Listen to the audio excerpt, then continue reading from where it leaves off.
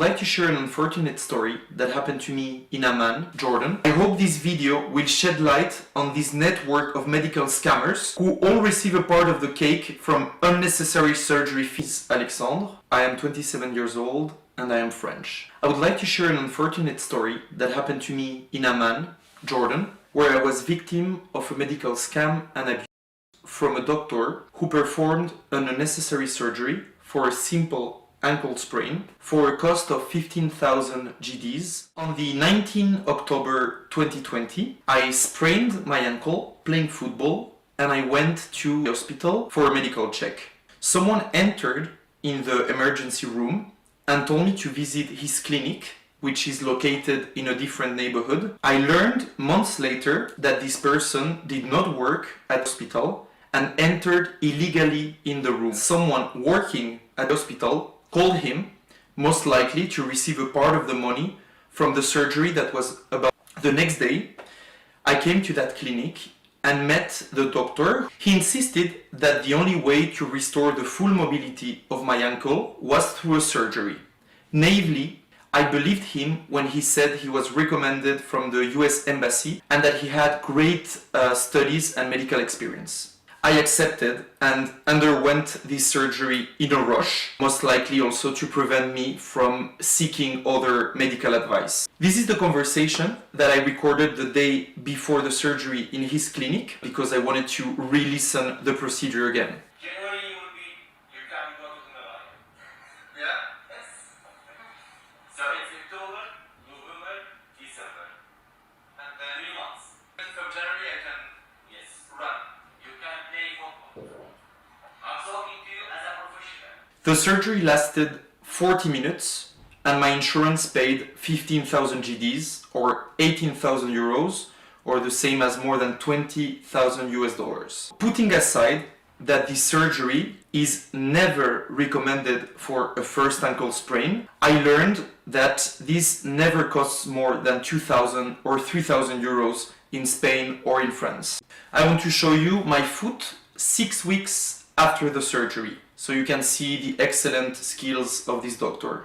Few weeks after the surgery, and realizing that the steps that the doctor described were unrealistic, I panicked and visited 5 doctors in Europe. When I showed them the images, they all came to the same conclusion, that I had a minor ankle sprain, a grade 2. This should never be treated with a surgery. In a nutshell, the surgery was far from being necessary, but the story does not end up here. Here is the MRI picture that was taken the day of the accident, from which the doctor said that there was 1 to 2 ligaments totally teared. And this is the MRI that was taken while I was on sleep under general anesthesia during the surgery, which indeed shows that there is an instability in the ankle, meaning that the ligaments do not hold my ankle. There is no evidence about what I'm going to say now, as there were no cameras in the surgery room, but some doctors, both in Europe and Jordan, the only way to go from the first MRI to the MRI taken while I was sleeping under anesthesia is by opening the ankle, cutting the 2 ligaments, dislocating the ankle bone to prove to my insurance and other doctors that the surgery was necessary. If this is true, it means that this so-called doctor, as well as the team working with him, have taken full advantage of my sleeping body, cutting my ligaments and inserting 3 anchors, as well as other surgical material in my foot, which, as you can imagine, have greatly affected my mobility until today. After the surgery, the treatment from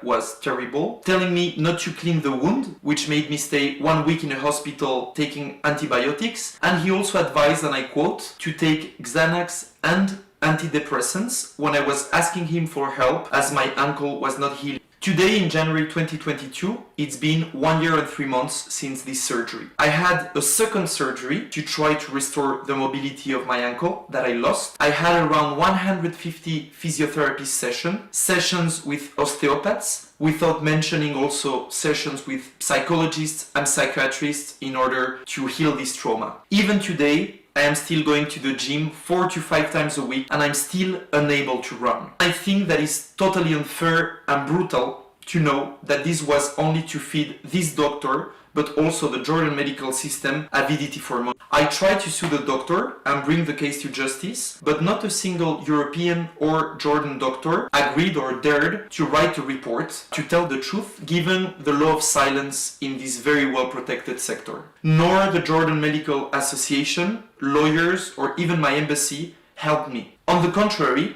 this so-called doctor sent me to the court, accusing me of insults, threats, and even physical aggression after he knew I was trying to file a case against him. I did send him few WhatsApp messages, and that was a mistake, telling him that he did the surgery because of avidity for money and that he has, I quote, an oversized ego. For the record, I even spent an evening in a jail at the Abdali police station, and I am currently under judiciary prosecution at the criminal court in Amman and have to pay him an indemnization